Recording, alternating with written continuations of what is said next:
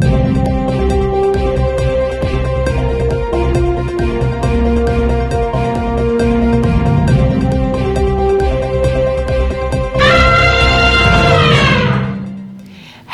and welcome to the news on Enyimba TV. We are reaching you from the commercial city of Aba in Abia State, Nigeria. First, the headlines. Abia House of Assembly Speaker walks journalists out of press briefing. Federal government performs groundbreaking for the construction of 250 units of housing estate in BENDE, Abia State. Senate President says blackmail can't stop new presidential jet approval. Thanks for joining us on the news at this time. I am Mary Ihejirika. Now the news in details. Federal government has performed the groundbreaking for the construction of 250 units of housing estate in BENDE, Abia State. This is as it has assured that full construction will soon begin at the proposed federal secretariat at Ekoba, Ohoho area of Umuahia.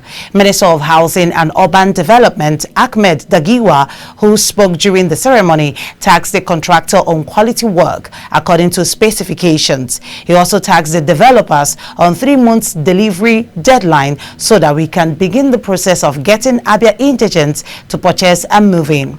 The minister explained that the project, otherwise known as Renewed Hope Estate, was part of President Bola Ahmed Tinubu's efforts to provide affordable houses for Nigerians.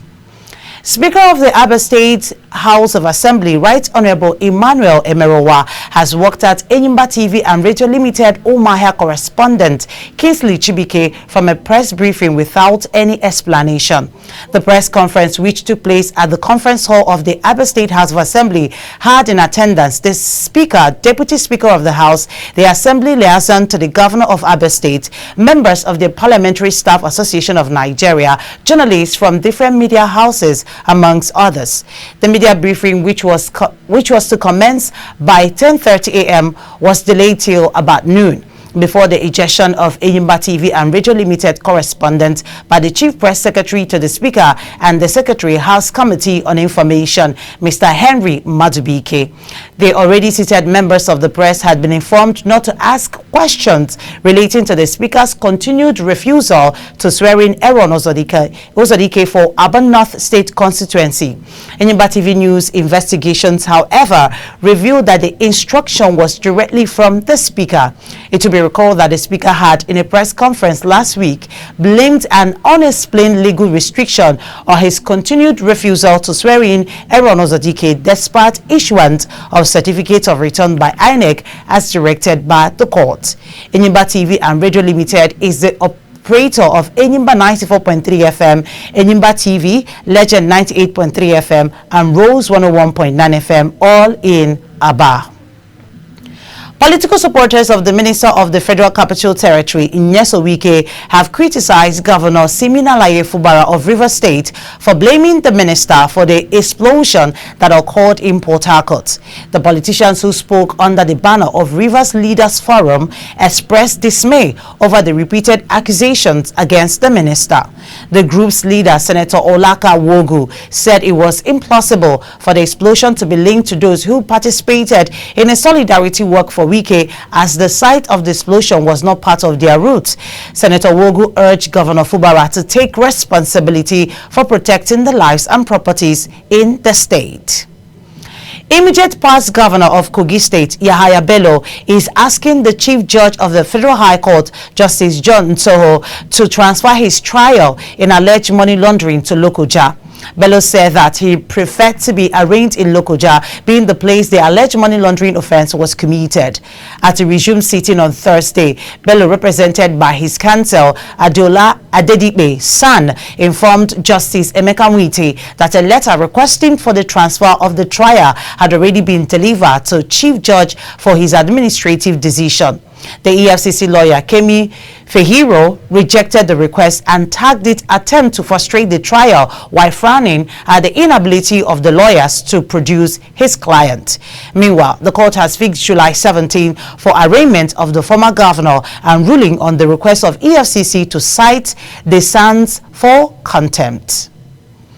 The 17 governors from the southern parts of Nigeria under the aegis of the Southern Governors Forum have advocated that each state be allowed to negotiate a new minimum wage they can pay with the labor unions. This was contained in a communique issued at the end of their meeting held in Abeokuta, the Ogun State capital. In the 16-point communique, the forum also called for the strengthening of physical federalism and devolution of powers and expressed concern over current practices where mineral licenses are issued and explorations undertaken without recourse to state government. Chief of Army Staff COAS, Lieutenant General Tarid Labaja, says it is only in a peaceful atmosphere that the economy of any country could thrive, hence the need for all to embrace peace. The Army Chief stated this in Bauchi during the inauguration of the newly constructed Nigerian Army Armored Corps Headquarters Complex, reunion and pulling out parade of retired senior armored officers.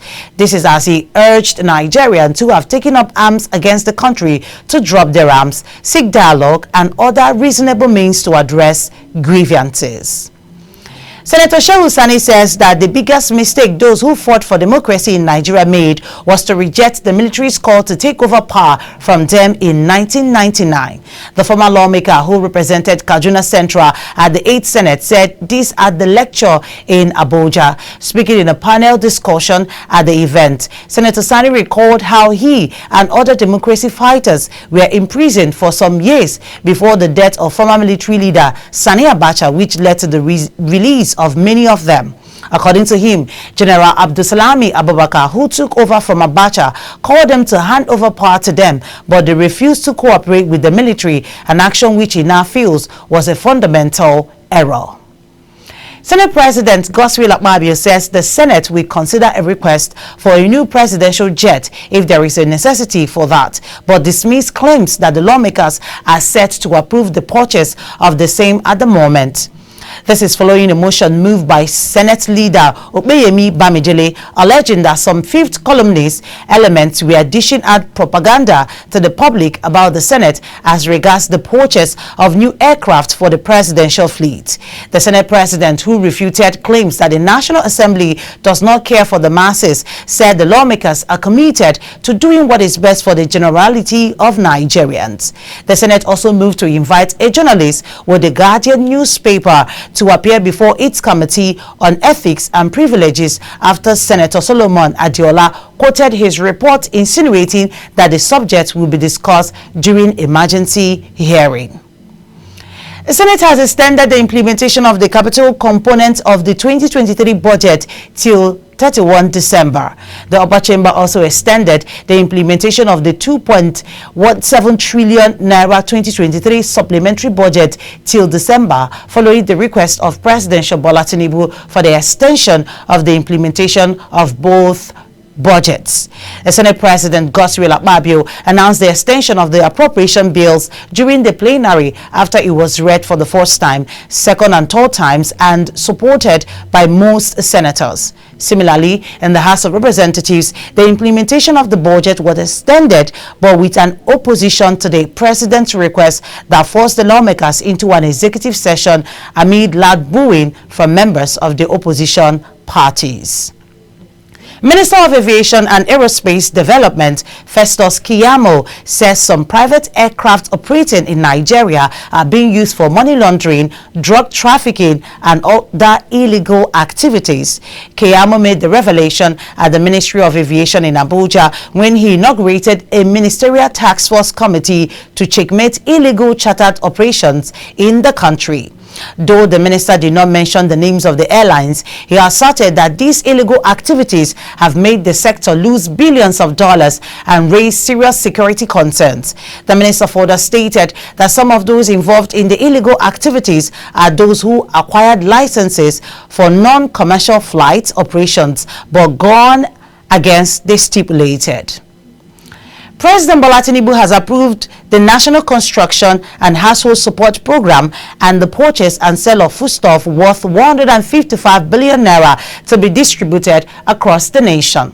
The president gave these approvals during the National Economic Council NEC meeting in Abuja, where he urged state governors to work together to meet the needs of citizens. A key component of the program is the approval of the 50,000 naira uplift grant to be distributed to 100,000 families per state for 3 months. Briefing newsmen after the council meeting, Minister of Finance and Coordinating Minister for the Economy, Wale Ejun, spoke on payment to vulnerable Nigerians, while his agricultural counterpart Abubakar Kyari briefed journalists on food items distributed to states as approved. You're watching Enyimba TV News. After the short break, the news continues with foreign, business and sports updates. Please stay tuned. We'll be right back.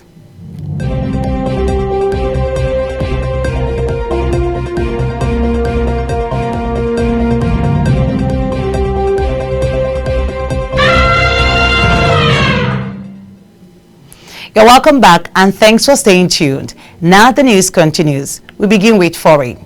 Kenya police have fired tear gas to disperse protesters in the capital, Nairobi, who have turned to express their anger against the government among people killed in earlier protests. Security forces, including the military, have been heavily deployed and roads are blocked around key buildings in the city. This comes 2 days after more than 20 people reportedly lost their lives in protests against tax hikes, which saw part of Parliament set ablaze. The next day, President William Ruto bowed to pressure and said he would withdraw the finance bill containing the unpopular tax proposals. State agents have been accused of abducting hundreds of people linked to the protests. The state-funded Kenyan National Commission said it had helped secure the release of more than 300 illegally detained people. Demonstrators had vowed to gather again in Nairobi city center to mourn those killed. Some have been demanding the president's resignation. And on business, federal government says the disbursement of 150 billion naira loans to micro, small and medium enterprises and the manufacturers would commence by the end of July. It also disclosed that 60% of the proposed 1 million beneficiaries of the presidential conditional grant had received a financial grant of 50,000 naira without repayment obligations in the 774 local government areas of the country. The Minister of Industry, Trade and Investment, Doris Uzaka Anite, revealed the latest information in a post via her official X handle on Thursday. In December 2023, the federal government unveiled the Presidential Conditional Grant Scheme as part of the Presidential Palliative Program aimed at supporting businesses to navigate the economic crunch caused by government policies. The fund dedicates 75 billion naira to MSMEs and another 75 billion naira to the manufacturing sector. And finally, from sports, Chairman of the Nigeria Premier Football League, Benga Elebeleye, says referees in the Nigerian top flight will begin to use gadgets to aid their officiating next season as part of efforts by the league boards to improve the NPFL. The 2023-2024 season ended with Enugu Rangers winning their 8th title with a 5-point gap. The season didn't go down without controversial decisions by referees, some of which led to the suspension and expulsion of some of the officials, having announced August 31 for the resumption of the 2024-2025 season. Elebeleye said the NPFL board was poised to improve the quality of officiating in the Nigerian top flight. With the sports stories, we wrap up this edition of news on Enyimba TV at this time. But before we go, here is a recap of the top stories. In the news, we told you Abia House of Assembly Speaker walks out journalists out of press briefing. We also told you that the federal government has performed groundbreaking for the construction of 250 units of housing estate in BENDE, Abia State. And we told you that Senate President says blackmail can't stop new presidential jet approval. That's our package of news for now. Please join us for more updates in our subsequent bulletins. Meanwhile, don't forget to subscribe to this channel on YouTube. Click on the notification bell to receive alerts when new videos are uploaded. Thank you for watching. On behalf of the production team, I am Mary Ihejirika saying do have yourself an amazing day.